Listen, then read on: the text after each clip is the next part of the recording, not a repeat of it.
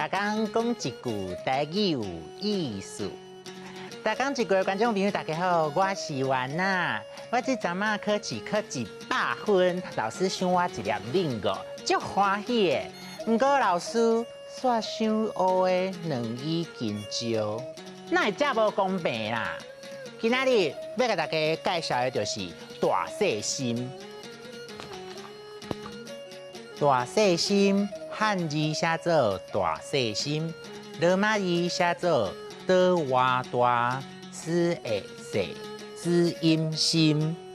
大第7条，细第3条，心第1条。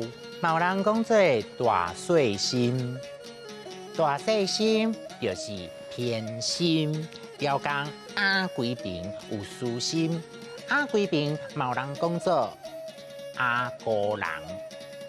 亲像我甲乌三平平拢考100分，老师煞赏伊较侪奖品，根本就是大细目，害我心肝足艰苦。唔知敢是我无够乖卡。大细心，敢若是咱人常在会遇到的代志。唔管是别人对咱，还是咱对别人，唔管对象是啥人，大家人加减拢会大细心。不过，咱唔通伤计较，嘛歹藏伫心肝内，安尼较快活啦。我妈妈常常讲，10载春出无病长，叫我莫甲3岁的妹妹抢死修啊，莫甲伊计较。我嘛知影妹妹阁细汉，不过逐摆拢爱让伊，我有时阵嘛是感觉真委屈。讲人偏心做代志，无公平公正，嘛会使讲大细目，关价耳。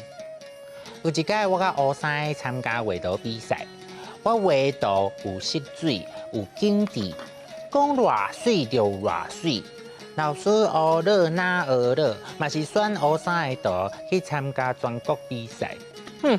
拢是喙唇皮啊小款待，讲好听的尔尔。